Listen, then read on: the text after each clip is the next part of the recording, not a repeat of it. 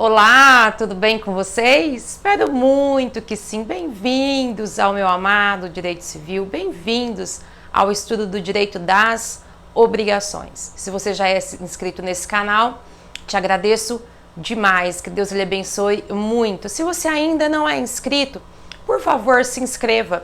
Quem viu, esse canal ele nasceu de uma forma bastante despretensiosa e a forma que eu tenho de medir, de mensurar aí quanto você tem gostado dessas aulas e gostaria que eu postasse mais conteúdo, é você se inscrevendo neste canal. Então, se é possível, se inscreva.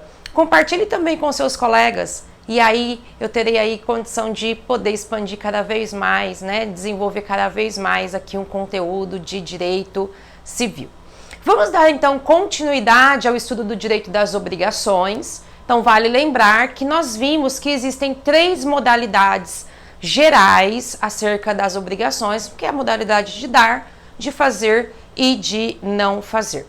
Estamos estudando a primeira modalidade, a mais complexa e mais ampla delas, que é a modalidade de dar. Vimos que a obrigação de dar, ela se divide em obrigação de entregar e obrigação de restituir. E vimos também que essa obrigação de dar se divide em dar coisa certa e dar coisa incerta. Então, vamos lembrar que nós estamos estudando a obrigação de dar coisa certa. Vimos que coisa certa é aquela coisa que é individualizada, é aquela que é insubstituível, é aquela que vem descrita pela quantidade, pelo gênero e pela qualidade. Vimos também que em razão do tempo de cumprimento, em razão do tempo de execução de uma relação obrigacional, durante o período, que antecede a tradição, entre o momento da formação da obrigação e o momento do cumprimento dessa obrigação, a coisa ela pode sofrer um melhoramento e caso haja esse melhoramento, caso haja esse acrescido, nós estudamos quais são as regras então descritas pelo Código Civil. Nesse instante, nós falaremos sobre o quê? Sobre as regras de perecimento e deterioração. Na nossa última aula eu disse assim, olha, calma que já já a gente vai começar a matar o animal, dar perca total no veículo, porque é exatamente isso que nós falaremos, então, a partir desta aula. Então, quando que, havendo um momento entre a data da formação da obrigação e a data do cumprimento dessa obrigação, ocorrendo ali algo que prejudique, que desvalorize, que faça com que a coisa se perca, como é que se resolve essa relação obrigacional? Eu quero lembrar vocês o seguinte, que como nós estamos no campo do direito privado e sendo as obrigações talvez a parte mais característica desse direito privado dentro do direito civil, onde existe uma flexibilidade muito grande e um exercício da autonomia da vontade muito grande, se há um contrato, se há um acordo de vontades, eu primeiro observo o que foi determinado entre as partes, eu primeiro observo o que foi descrito entre as partes e somente se não houver uma descrição, não houver então uma previsão acerca daquela situação, ou se não há um contrato, é que eu busco aqui a solução do Código Civil. Porque às vezes essas soluções elas poderão parecer um pouco estranhas, do que acontece no dia a dia, do que acontece em concreto. Porque em concreto, às vezes as partes escolhem dar um efeito diferente do que o que está previsto no Código Civil. Então, de novo, se eu estou diante de uma relação obrigacional em que entre o momento da formação e do cumprimento da obrigação, essa coisa ela venha sofrendo um melhoramento ou uma deterioração, um perecimento, primeiro eu observo o que foi convencionado entre as partes. Se não houver qualquer previsão legal, qualquer previsão convencional acerca disso, eu vou para o Código Civil e vou observar as regras aqui do perecimento e da deterioração. Bom, então vamos lá, vamos primeiro traçar alguns conceitos que são bem importantes, que nós precisamos definir antes de avançarmos nas regras estabelecidas pelo Código Civil. O primeiro conceito que eu quero tratar com vocês é o conceito de perecimento.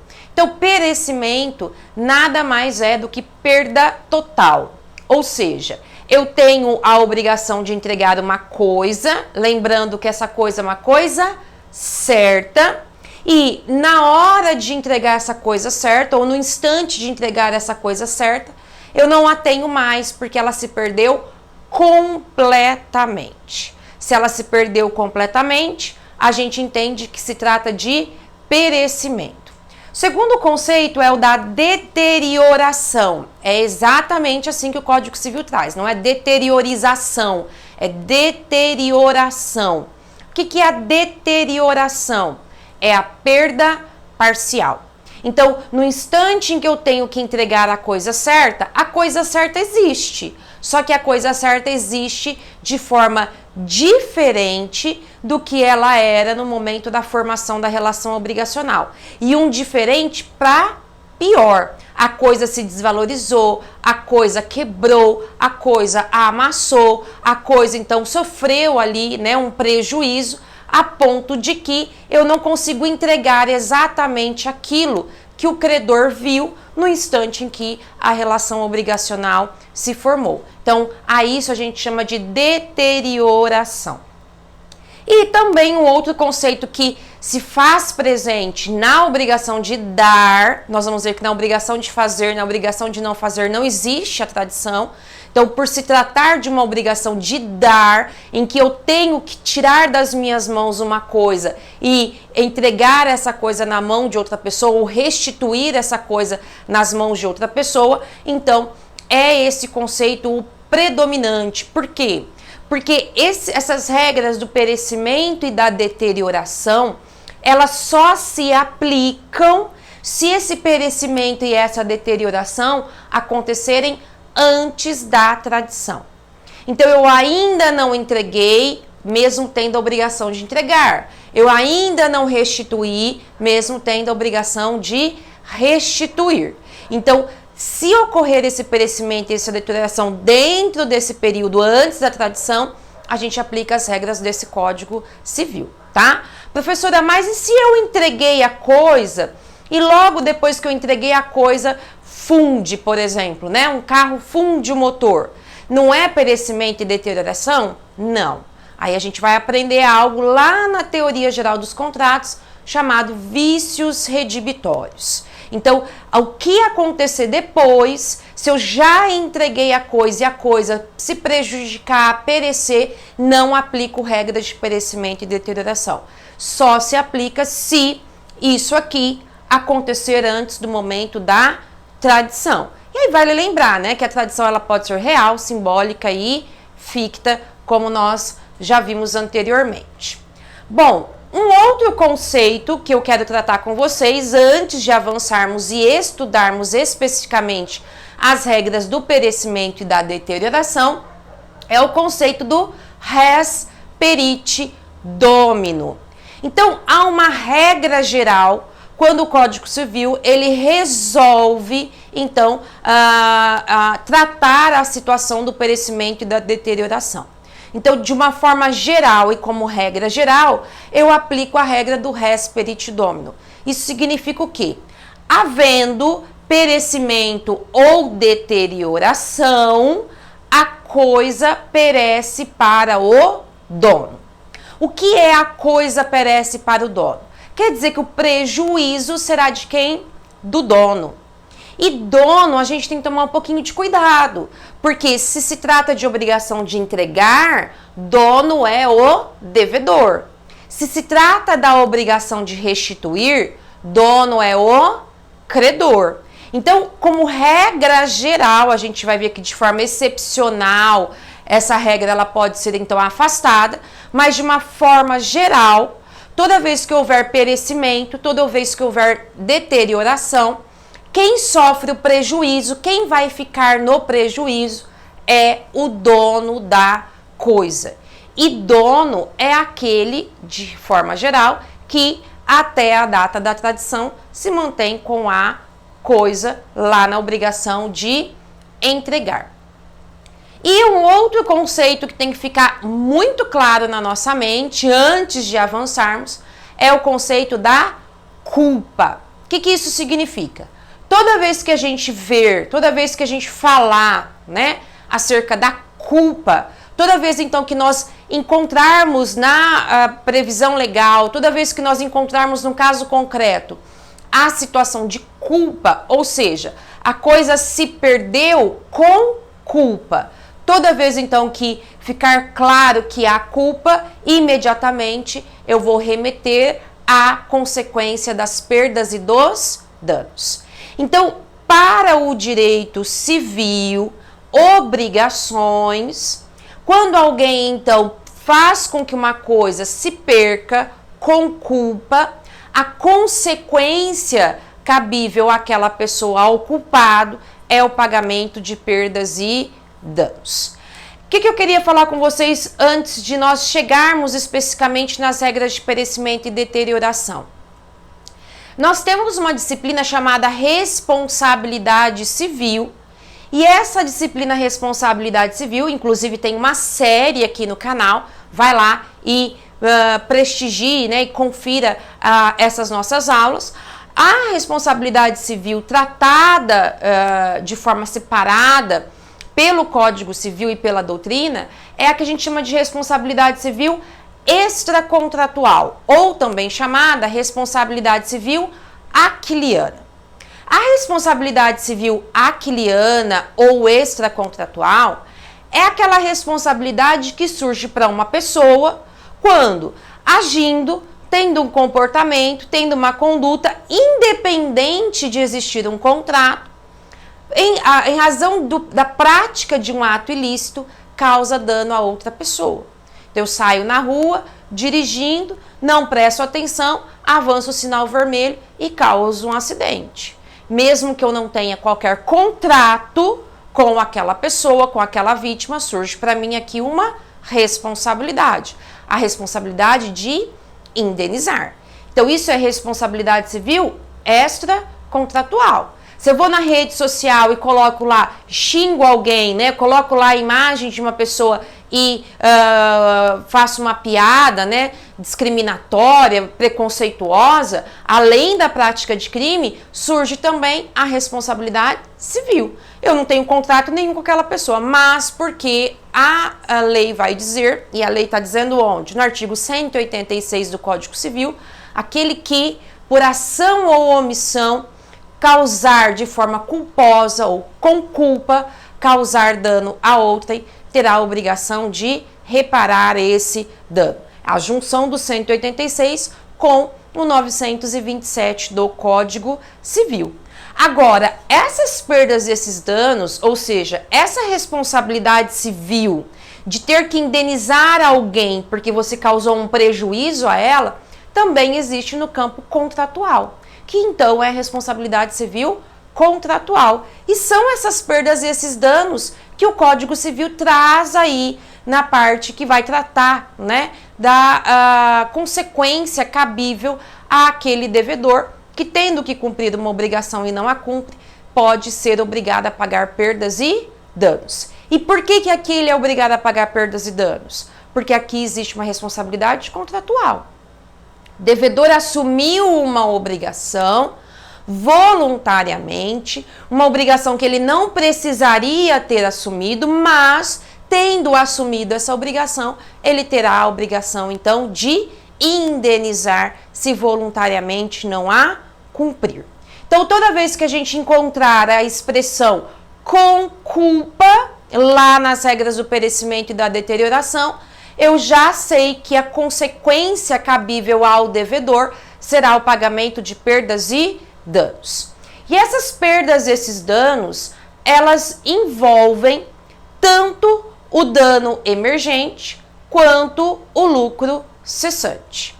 Então, se o devedor, tendo a obrigação de entregar um carro, não entrega porque o carro se perdeu, porque o carro se deteriorou, o credor poderá, então, entrar com uma ação em face do devedor e, então, reaver ali o valor equivalente ao veículo e mais perdas e danos, que envolve o dano emergente mais o lucro cessante. O dano emergente é o que eu efetivamente perco no instante exato em que a obrigação não é cumprida. Então, quanto eu perco nesse instante? Olha, eu tinha que receber um carro de 10 mil e não recebi. Então, eu perdi exatamente 10 mil reais. Foi o meu dano emergente. Agora, porque esse carro não foi entregue, eu não consegui exercer a minha atividade laborativa, eu não consegui exercer ali a minha atividade como motorista de aplicativo. E eu deixei então ali de trabalhar durante 10 dias porque eu não tinha um veículo para exercer essa atividade. Quanto eu deixei de ganhar porque o devedor não me entregou o veículo? Então aí eu vou provar para o juiz que houve um lucro cessante, ou seja, o não cumprimento da obrigação, além de me fazer efetivamente perder algo, perder um valor, eu ainda deixo de ganhar esse valor. Duas informações bem importantes. Primeira delas, nem sempre quando do cumprimento da obrigação, quando da entrega da coisa, não havendo essa entrega, ocorrendo perecimento e deterioração, nem sempre haverá lucro cessante, tá? Sempre haverá o dano emergente, ou seja, porque eu tinha que receber uma coisa e não recebi, então eu tenho que receber o dinheiro, quanto efetivamente eu perdi naquele caso. Agora, se eu não tenho, ou se eu não teria algo a ganhar após a entrega da coisa, então não há lucro cessante. Então, para que haja, eu tenho que comprovar cada real, cada ali, né, valor decorrente, então, daquilo que eu efetivamente deixei de ganhar. A segunda informação é que, quando se trata de responsabilidade civil contratual, ou seja, quando nós estamos aqui no direito das obrigações, quando um devedor tendo a obrigação de entregar uma coisa não a entrega, o credor, ele não precisa provar, quando ele entrar com uma ação judicial contra o devedor, que o devedor agiu com culpa. Porque nesse caso, a culpa ela é presumida. Por que ela é presumida? Porque o devedor não precisava ter assumido a obrigação. Se o devedor assumiu a obrigação, então presume-se que ele tem que cumprir. Então, se ele não a cumpre, então, num primeiro momento, presume-se que ele não cumpriu porque ele não quis. Então, quando o credor entra com uma ação porque o devedor não cumpriu essa obrigação, ele vai pedir ali todos os prejuízos, todas as perdas e os danos decorrentes do não cumprimento da obrigação e nem precisa provar que o devedor agiu com culpa. Aí é o devedor na sua contestação que vai falar assim, não, senhor juiz, eu não tive culpa. Pereceu por caso fortuito ou força maior. Pereceu por culpa de terceiro, não foi minha culpa. Aí, se o juiz entender e realmente estiver provado na ação judicial que ele não teve culpa, então o juiz pode livrá-lo do pagamento das perdas e dos danos. Então, quem tem que provar se teve ou não teve culpa é o devedor. Falar que não teve culpa. Lá na responsabilidade civil aquiliana, na extracontratual, quando eu saí dirigindo meu carro e passei no sinal vermelho e bati no carro de outra pessoa, essa vítima, quando ela for entrar com uma ação, ela é credora de uma indenização porque eu bati no carro dela. Para que eu seja obrigada a indenizar, essa vítima é que tem que provar que eu agi com culpa. Então, lá na responsabilidade civil extracontratual, lá na responsabilidade civil aquiliana, a culpa deve ser provada pela vítima e não pelo ofensor e não pelo devedor. Tudo bem? Então, sobre esses conceitos gerais, ficou claro? Então, na nossa próxima aula, você fique aí, não sai daí, que a gente já vai falar sobre as regras específicas do Código Civil acerca do perecimento e da deterioração, com e sem culpa. Espero que vocês fiquem bem, fiquem com Deus e até a próxima aula.